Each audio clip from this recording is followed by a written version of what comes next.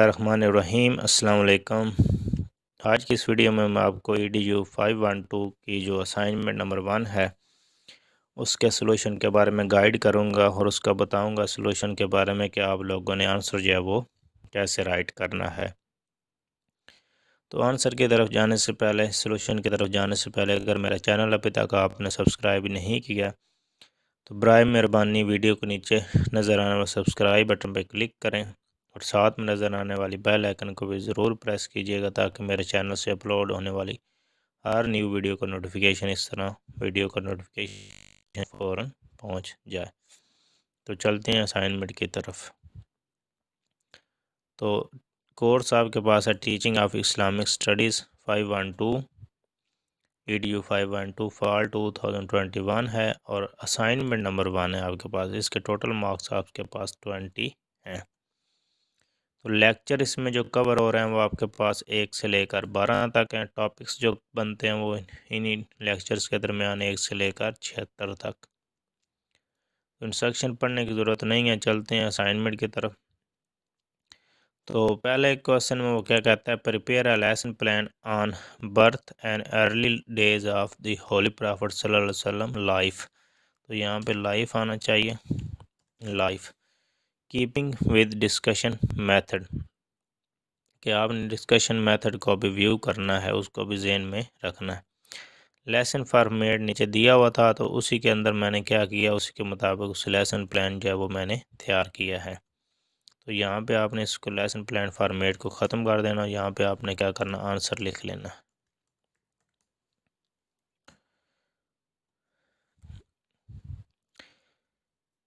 इसको भी आपने क्या करना, ब्रीफ डिस्क्रिप्शन को भी ख़त्म कर देना। यहाँ पे सब्जेक्ट नेम दिया गया था तो आपने यहाँ पे सब्जेक्ट नेम मेंशन कर देना है।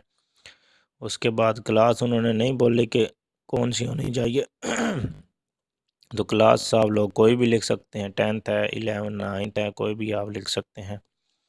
टेक्स्ट बुक मतलब वो टेक्स्ट बुक कौन सी है, तो पंजाब की, अगर आप पंजाब में रहते हैं पंजाब लिख लें, सिंध में रहते हैं सिंध में, KPK में, जो भी आप लिखना चाहिए यहाँ पे लिख सकते हैं। उसके बाद टॉपिक एंड सब टॉपिक, तो birth and early days of the Holi prophet सल्लल्लाहु अलैहि वसल्लम लाइफ, ये हमारा टॉपिक है। तो टाइम ड्यूरेशन नॉर्मल जो पीरियड्स होते हैं वो हमारे पास 45 मिनट्स के होते हैं स्कूल एंड कॉलेजेस के अंदर। तो आपने टाइम जो अपनी मर्ज़ी के मुताबिक 45, 30 मिनट भी आप कर सकते हैं, 1 आवर भी कर सकते हैं, जो आप लिखना चाहें अपनी मर्ज़ी से लिख सकते हैं। लाजमी नहीं आपने 45 ही लिखना। तो नॉर्मल पीरियड जो 45 के होते हैं तो मैंने उस लिए 45 जो वो लिखा था।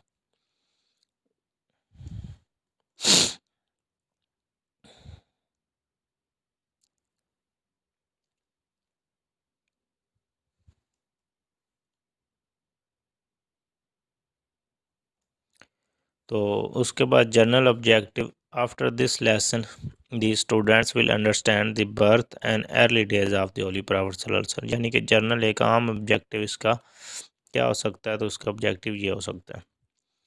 स्पेसिफिक इंस्ट्रक्शनल ऑब्जेक्टिव, इसका मतलब क्या है कि what do I as a teacher intend to teach students about topic, कि एक टीचर होने के नाते मैं क्या करूँगा, स्टूडेंट्स को कैसे राग़िब करूँगा, कि उनको टीच कैसे करूँगा टॉपिक के बारे में। After this lesson students will be able to, I will teach the students about the birth and early days of holy prophet सल्लल्लाहु अलैहि वसल्लम life with complete details and full concentration. I will teach each and every information I have about birth and early days of the Holy Prophet life sallallahu alaihi wasallam to the students.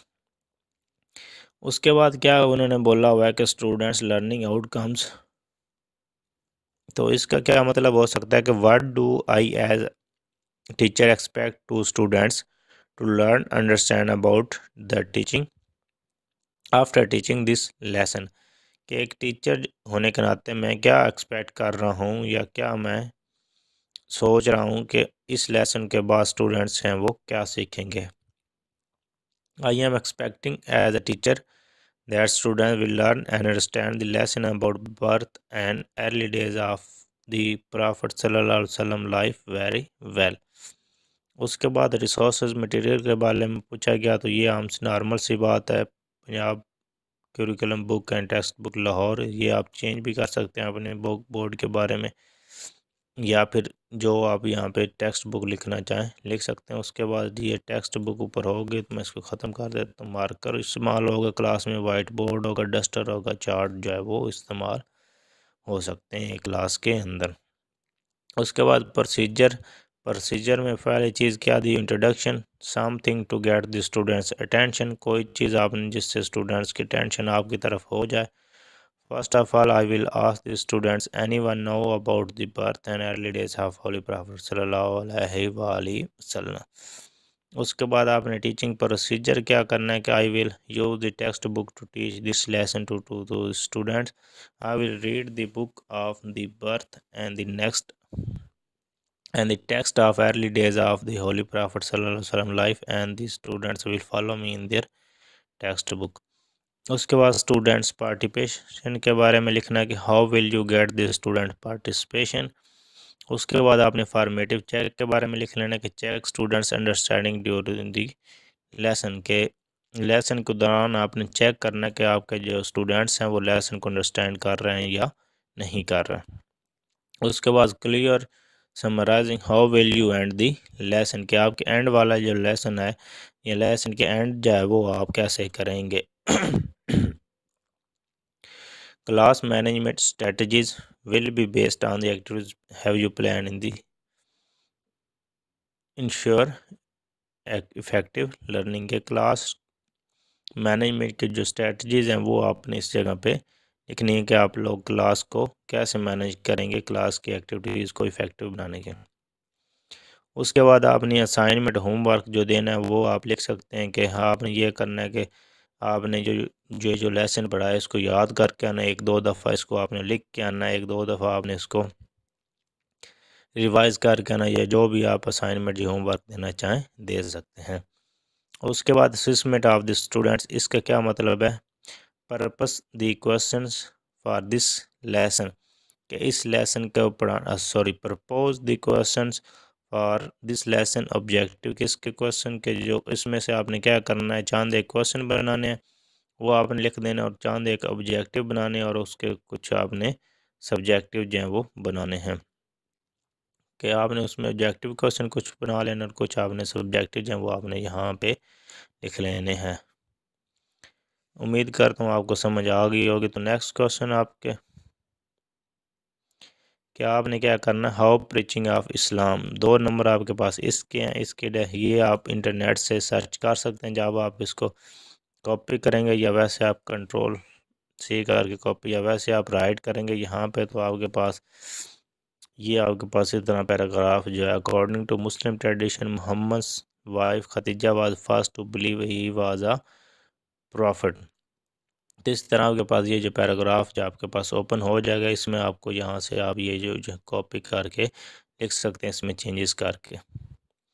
उसके बाद close friend Abu Bakr and adopted son Zaid around 613। तो ये आपने लिख लेना है कि how to Islam preaching of Islam starting.